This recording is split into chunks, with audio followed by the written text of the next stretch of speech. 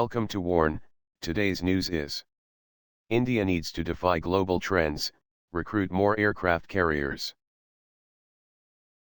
Two questions are worth asking in the wake of the decommissioning of one of the two aircraft carriers of the Indian Navy in Viraat, the oldest of its kind in the world, on March 6 at the Naval Dockyard in Mumbai.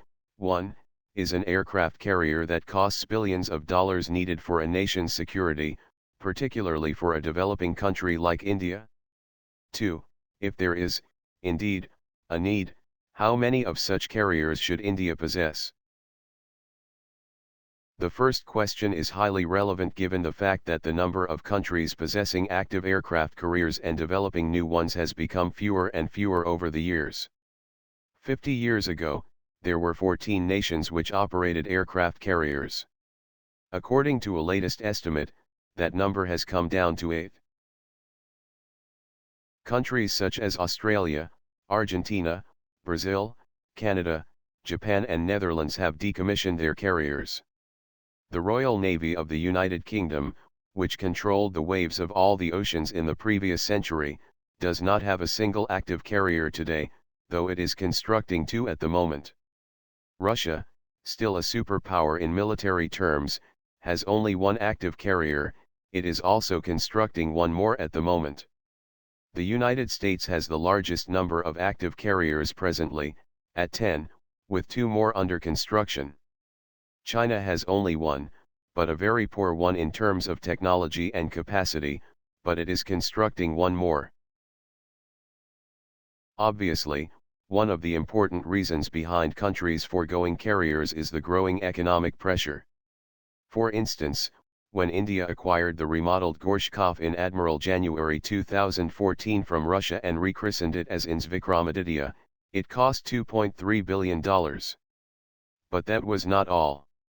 India had to pay Russia another $2 billion for 45 MiG-29K fighters, that will be operating from the carrier. In fact, the cost becomes all the more higher, when one takes into account the helicopters, bombers, supporting ships, missiles, bombers and highly sophisticated electronic equipment that accompany a carrier at all times. In other words, a carrier is simply not a big platform on the sea, it is a highly integrated floating town having short runways from which the fighter aircraft can land and take off. It is a ubiquitous fighting system that has enhanced combat power, with extended reach and rapid response capability. Besides, critics point out that the leviathan that a carrier is has a very soft underbelly, that is becoming increasingly vulnerable to attacks from missiles and submarines, with little chances of sustaining the damage and surviving. In other words, there are doubts over an aircraft carrier's relevance in the ever-changing battle space of modern warfare. However, both the above arguments against the aircraft carriers need to be taken with a pinch of salt. All told, in every major conflict that the world has seen in the last 70 years, whether it is Vietnam or Falklands, aircraft carriers have played a major role. However, both the above arguments against the aircraft carriers need to be taken with a pinch of salt. All told, in every major conflict that the world has seen in the last 70 years, whether it is Vietnam or Falklands, aircraft carriers have played a major role. India is a major maritime power having lots of stakes in the Indian Ocean region. An aircraft carrier is the most effective means available today of ensuring sea control, stakes that are not only military in nature, threats from China and Pakistan and dangers of piracy, particularly in the region stretching from the Horn of Africa in the west to the Straits of Malacca in the east, but also economic driven, keeping sea lanes free and open as our trade is essentially sea driven. There are maritime resources under the sea in our exclusive economic zone, protecting the interests of Indians working in almost all the important countries in Australasia, Southeast Asia, West Asia and Africa. In other words, a rapidly rising India must have peaceful and secure seas around it by projecting its power. In military parlance, it is called sea control. And nothing ensures sea control better than an aircraft carrier. In fact, India's 2009 maritime doctrine clearly stipulates that, Sea control is the central concept around which the Indian Navy is structured, and aircraft carriers are decidedly the most substantial contributors to it. The carriers, with a group of accompanying frigates, destroyers and submarines, provide an image of absolute naval dominance of the high seas and thus projects the overall power of the country. And this power projection cannot be quantified in terms of money. The overall accrual to the national power far outweighs the monetary costs. In regard to the factor of vulnerability, no weapon system or platform has ever been immune to challenges in human history. And yet, the fact remains that aircraft carriers, with improved technologies, have not only survived but also remained a step or two ahead of threats of ballistic missiles, countermeasures and obsolescence. In fact, the last carrier that was sunk was way back in 1945, the USS Bismarck C, U.S. Navy, that sank with 318 men on board when it was hit by 2 Japanese kamikazes. Carriers today are capable of neutralizing hostile ships, aircraft and submarines before they become a threat.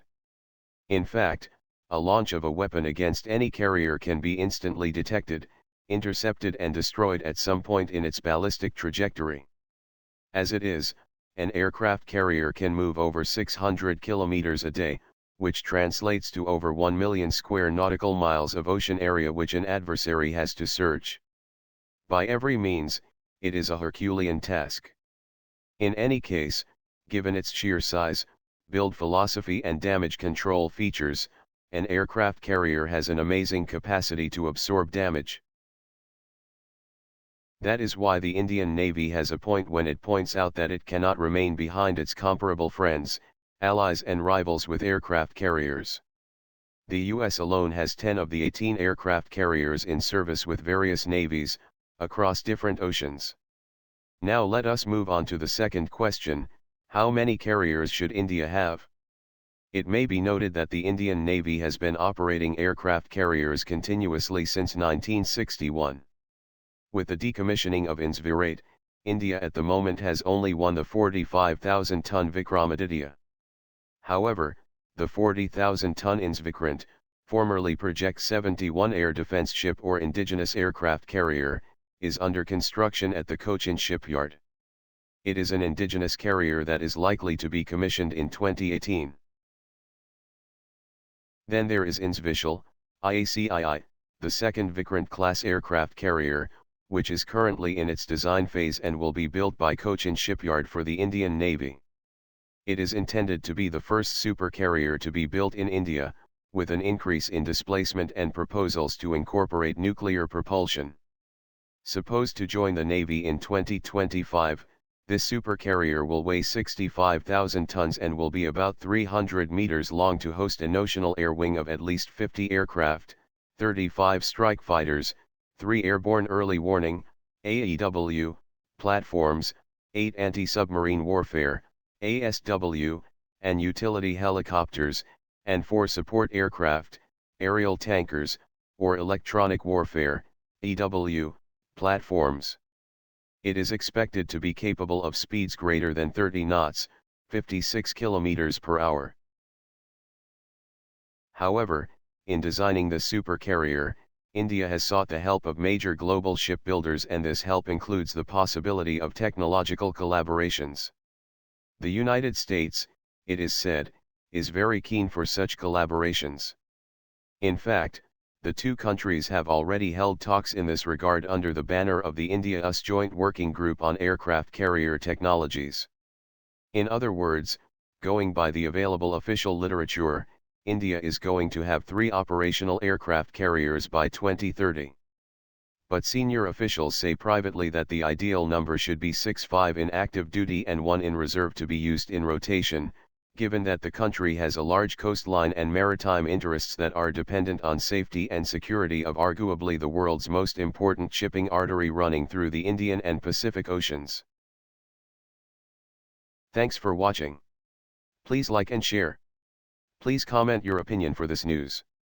Press subscribe button for auto update to you regarding my channel World Action and Reaction News. Warn.